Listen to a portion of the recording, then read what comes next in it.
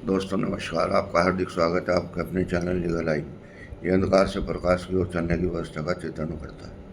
आज हम विचार करेंगे अनुभूति के बारे में। अनुभूति एक ऐसा विषय है जो प्रत्यक्ष रूप से हमें दिखाई नहीं पड़ता, लेकिन अप्रत्यक्ष रूप से उसका हम साक्षात्कार कर सकते हैं, और ये अप्रत्यक्ष रूप से साक्षात करना ही अनुभूति कहलाता है। जैसे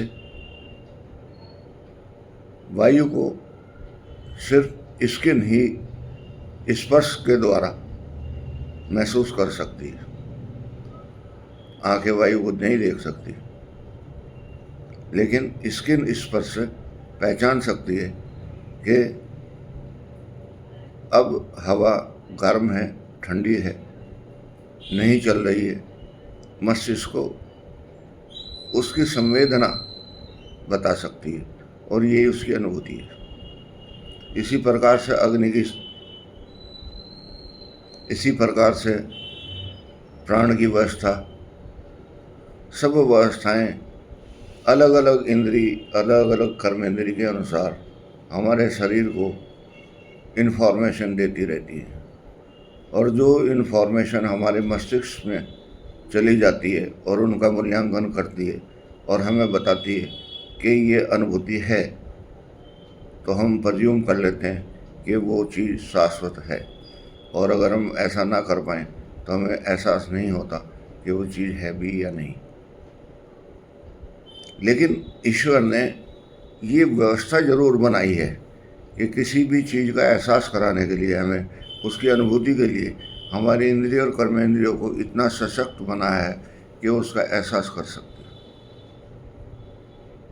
हवा की सुगंध को महसूस कर सकती है,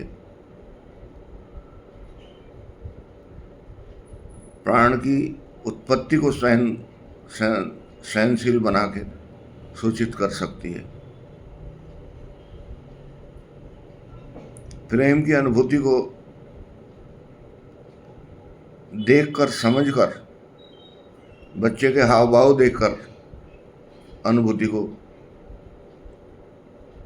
इकट्ठा करके डाटा मस्तिष्क को भेज सकती है। और ये सारी चीज़ें मनुष्य के लिए कल्याणकारी हैं,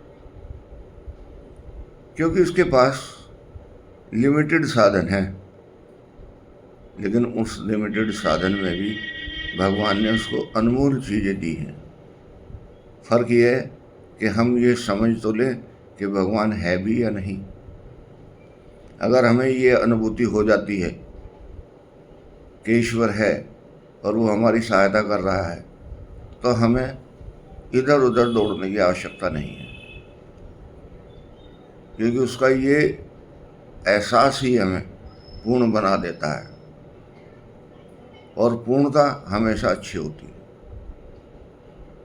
और पूर्णता के लिए आपको पूर्णता से ही मिलना पड़ेगा, और पूर्ण ईश्वर है, उसकी बनाई सृष्टि है, उसके एहसास करने वाले इंद्रिय और कर्मेंद्रिय हैं। जब हम इन पर विचार करते हैं तब हमारा कल्याण निश्चित है। क्यों निश्चित है? क्योंकि अनंत सोर्स से जो संभावनाएं आती हैं, वाइब्रेशन आती हैं, और उनकी जो अनुभूति हमें होती है वो हमारे लिए कल्याणकारी होती है। आपने एक शहद चम्मच खाया, अब वो जो शहद है उसकी मिठास की जो अनुभूति है वो आपको तरोताज़ा कर देती है। यही एक समझने का विषय है। आप कहीं खुशबू वाले बागान में गए, वहाँ हल्की हल्की मंद मंद हवाएं चल रही थी, उनकी अनुभूति आपको प्रफुल्लित कर देती है। आप कहीं जाएं और देखें वहाँ सुगंध का माहौल है, आपको वहाँ रुकने को मन करता है, क्योंकि उसकी अनुभूति आपको ये कहती है कि यहाँ सुगंध है। ऐसी दुर्गंध की भी होती है, लेकिन कोई भी आदमी दुर्गंध में नहीं रहना चाहता। यही अनुभूति आपको बताती है कि आपको सुगंध में जाना चाहिए, और सुगंध में जाने के बाद आप क्या महसूस करेंगे? सबसे पहले महसूस करेंगे खुशी। खुशी कहाँ से आई? किन किन पदार्थों से मिलने के बाद ये बनती है, कोई नहीं जानता, लेकिन अनुभूति है कि मैं खुश हो रहा हूँ।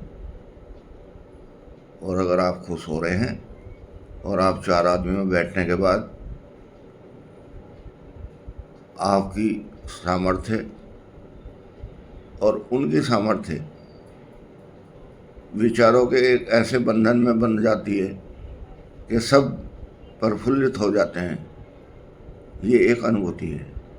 और ये अनुभूति जो है जीवन में मनुष्य को उस श्रेणी का बनाने के लिए सक्षम है।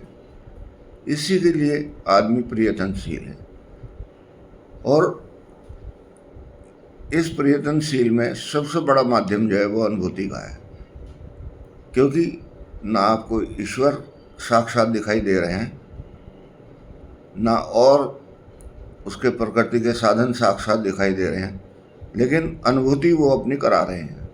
अगर उस अनुभूति को आप समझने लगें तो आप समझना कि ईश्वर की आप पर विशेष कृपा दृष्टि होगी, और उस विशेष कृपा दृष्टि के लिए आपको थोड़ा सा जाप, थोड़ा सा ध्यान करना भी काफ़ी है।